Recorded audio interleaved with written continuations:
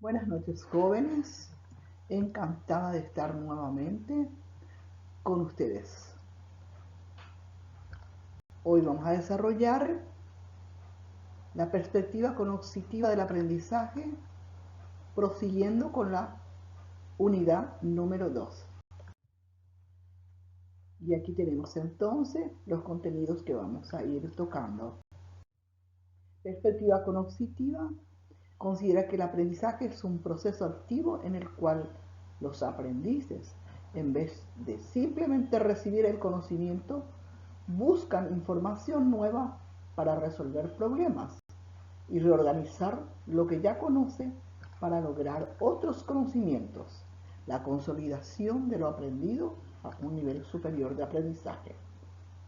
Es un modelo general que considera el aprendizaje como un proceso mental activo de adquisición, recuperación y uso de conocimiento. Las teorías cognitivas daban mayor importancia a la adquisición de conocimientos. Sin embargo, hoy surgen otras nuevas teorías que nos hablan entonces acerca de la construcción del aprendizaje. La perspectiva cognitiva del aprendizaje puede describirse como una orientación filosófica que comparten nociones básicas acerca del aprendizaje y la memoria. La memoria es muy importante dentro de la perspectiva cognitiva. El aprendizaje es el resultado de nuestros intentos por comprender el mundo, las maneras en que consideramos las situaciones juntos con nuestros conocimientos, expectativas, sentimientos e interacciones con otras personas. Con la creciente conciencia de que el aprendizaje es un proceso mental activo, los psicólogos educativos se interesaron en la manera en que la gente piensa, aprende conceptos y soluciona problemas. ¿Y quiénes son estos grandes pensadores? Brunner, Piaget, Ausubel, Goodnote, Austin. Y aquí tenemos la comparación entre la perspectiva cognitiva y conductistas o conductivistas. 3 ejemplos les traje aquí, ustedes pueden ampliar mucho más. La teoría cognitiva, entonces, tiene una perspectiva en el conocimiento, de aprender, y los cambios en el conocimiento hacen posible los cambios de conducta. Ve a la persona como individuos activos que aprenden, quienes inician experiencias, buscan información para solucionar problemas y organizan y reorganizan lo que saben para lograr nuevos discernimientos. El que aprende solo tiene que concentrarse en metas claras y es capaz entonces de responder con rapidez cuando se le presenta un problema. Mientras que la teoría conductual sostiene que el refuerzo fortalece las respuestas. Y aquí hemos desarrollado en la clase anterior refuerzos positivos y refuerzos negativos. El que aprende podría encontrarse en una situación en la que el estímulo pasa a una respuesta que no ocurre. ¿Por qué? Porque aquí tenemos el estímulo y la respuesta. Si hay un estímulo, tiene que haber una respuesta. Cuando esta respuesta no ocurre, entonces el aprendizaje no responde. Y otro ejemplo, tengo acá un trabajador al que se le ha condicionado solo para responder ciertas situaciones de problemas en el lugar de trabajo.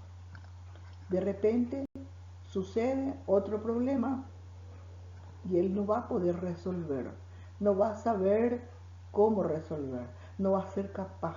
¿Por qué? Porque se le ha orientado estrictamente, condicionalmente. ¿Y qué es la memoria? Como estábamos diciendo, que la memoria es suma importancia dentro del condicionamiento como también dentro del conductismo. La memoria es la retención de información a través del tiempo. La memoria establece una continuidad de eventos. La memoria humana es la función cerebral de conexiones sinápticas entre neuronas mediante que el ser humano puede retener la experiencia pasada.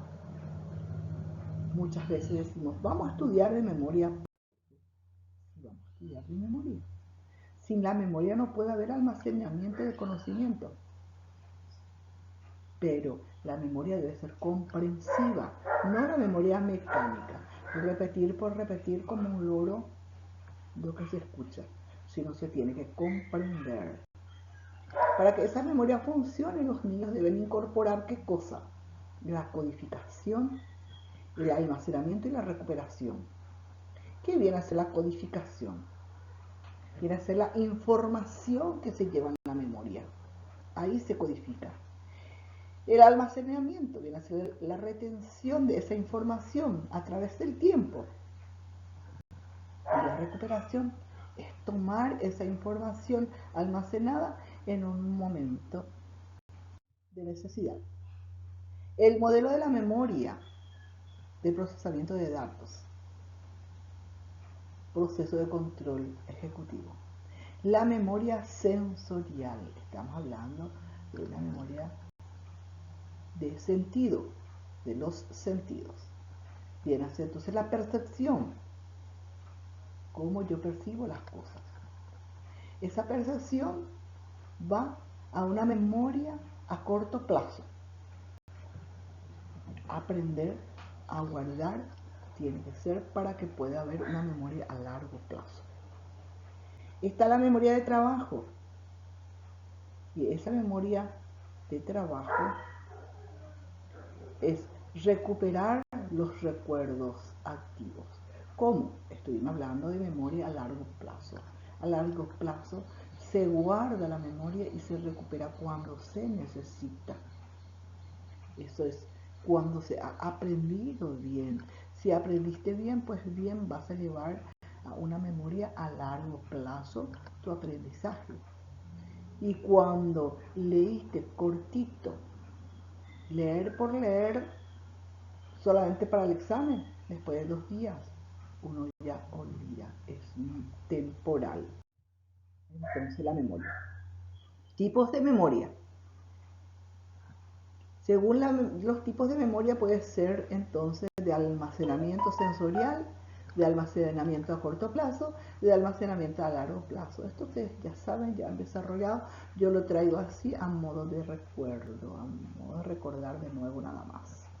Ese almacenamiento temporal tiene una capacidad entonces ilimitada, sensorial, a través de los sentidos, como estábamos diciendo.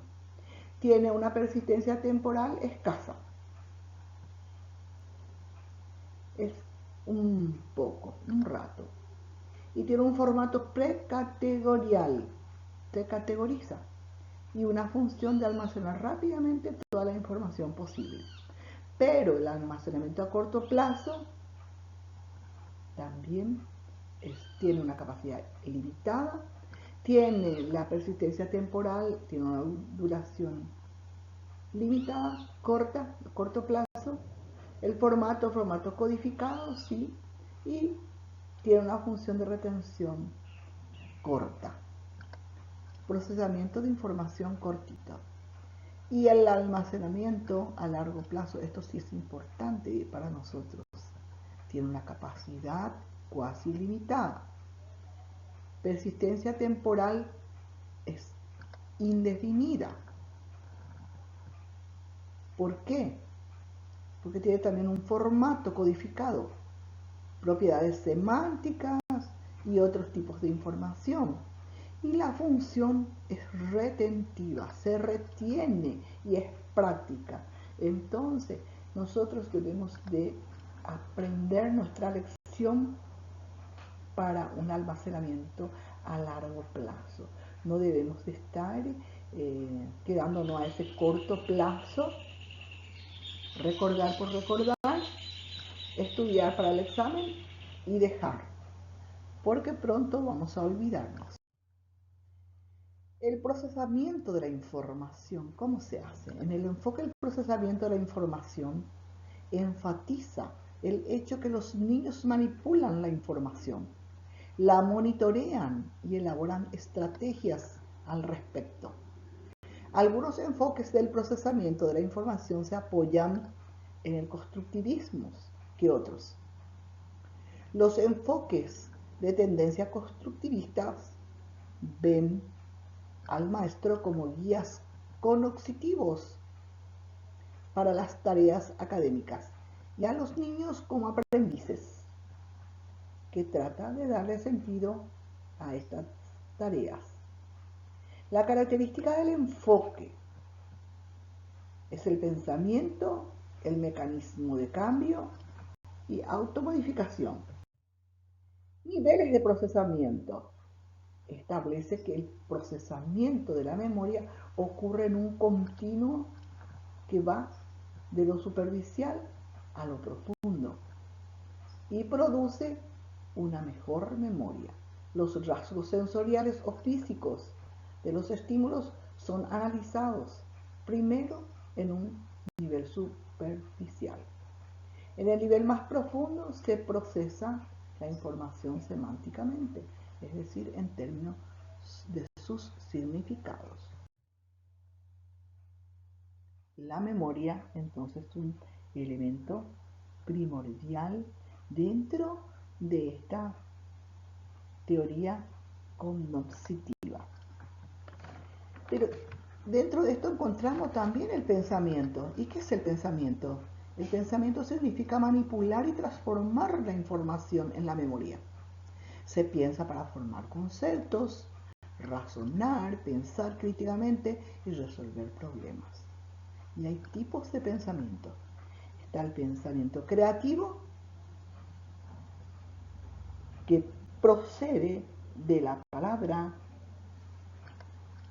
creare, que es un verbo latino, que se traduce como agendar o producir. Es la facultad de crear, hacer algo de la nada, mediante el intelecto. Y el pensamiento colaborativo es cuando se trata de generar ideas en un entorno formado por varias personas. El resultado es mayor que la suma de sus pensamientos individuales. Los modelos de procesamiento de información involucran diferencias acerca de las distintas clases de conocimiento. Clases de conocimiento. El conocimiento a priori es independiente de cualquier experiencia, verdad universal y necesaria. El conocimiento a posteriori deriva de la experiencia de los sentidos, puede rechazarse sin necesidad de una contradicción, y el conocimiento empírico es aquel que es obtenido de la experiencia. Según Emmanuel Kant, el conocimiento empírico es a posteriori y por tanto nunca ofrece certeza universalmente válida. Estos se obtienen por la inducción y la deducción. De aquí viene el método que utiliza Kant, la duda metódica. El saber o conocimiento puede ser teórico o práctico. El conocimiento teórico puede ser científico, puede ser descriptivo. El conocimiento científico a su vez se divide en sentido estricto, filosófico, teológico.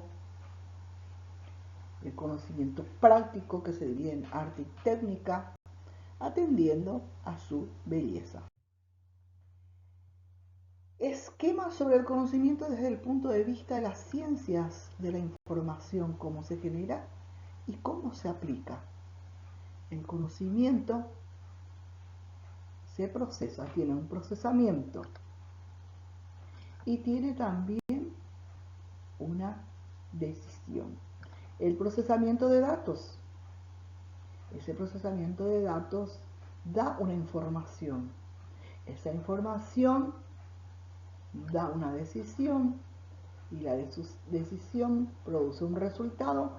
El resultado viene a ser el aprendizaje del conocimiento.